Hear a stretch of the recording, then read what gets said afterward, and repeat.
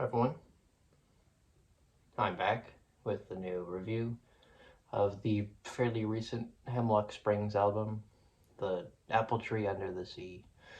Very weird name. We're gonna move on from that though. Hemlock Springs is a pop artist and singer-songwriter, of course, who first got popular in, I think, 2023 or 2022 for the track Girlfriend, that single that went hugely viral on TikTok, as a lot of pop songs do. But, you know, she really got even more popular when she was endorsed by artists like Chappell Roan, who are, of course, very popular in their own right, so that kind of skyrocketed her into the stratosphere. This is her first full length, her debut. I think it's actually pretty great for a pop debut, especially in the modern day. Very fun, very whimsical, mostly influenced from like synth-pop and dance music, very similarly to Magdalena Bay, or another, pretty popular. The opening track sets the tone very well. It's very slow and orchestral and kind of slowly builds up until the final chorus is much bigger, and then slowly fades out after that.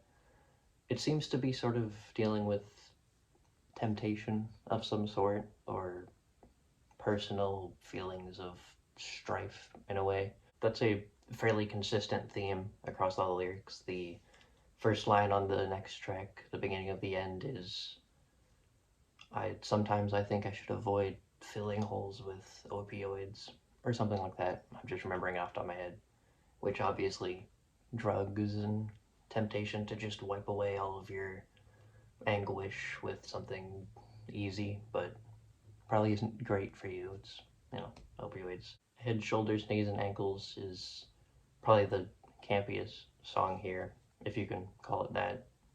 Her voice kind of just goes off the rails with its wackiness.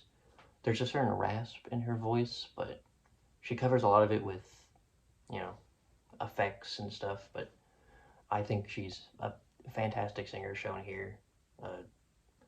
She's playing a pretty convincing character, being very loud and outward. The instrumental is like Disney-ish, I guess, like carnival-ish. A very weird, emotional singing voice reminds me a lot of like Marina's old stuff. Great album, by the way. UWW, weird song title, but that song seems to be about like a woman kind of being arranged to marry a man she doesn't really like. There's a lot of disdain in the lyrics, a lot of just kind of hatred.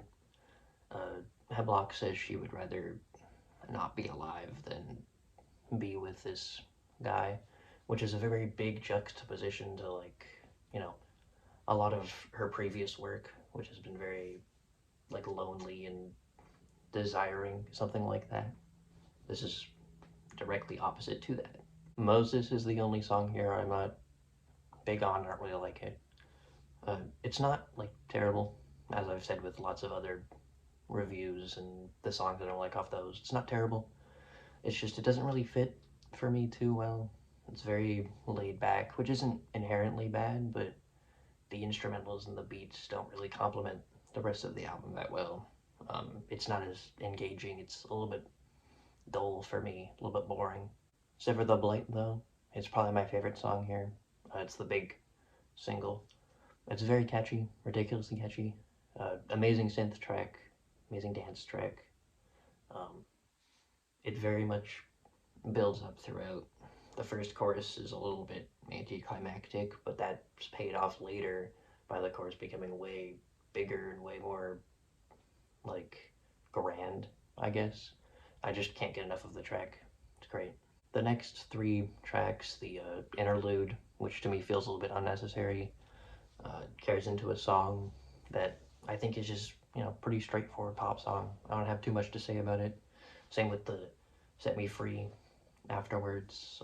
Both of those are songs that I'm not huge on either. I think that they could have been more interesting, less boilerplate. Be the Girl, the closer. It's a great song, one of the best here, one of the catchiest here. It's also one of the most heartfelt.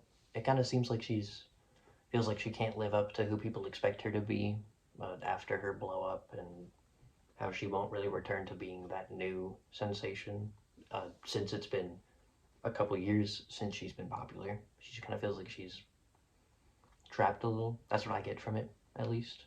For any last little criticisms I might have, or critiques, I think a few of the lyrics, especially that Snow White lyric, can come across a little bit too upfront, a little bit too goofy, too silly. Um, you know, I think some of the songs can maybe be a bit too repetitive. Her voice can be a bit obnoxious at times, especially the amount of effects on them. But that's really all the criticism I have left that I haven't mentioned before. But yeah, overall, that's my thoughts on this album.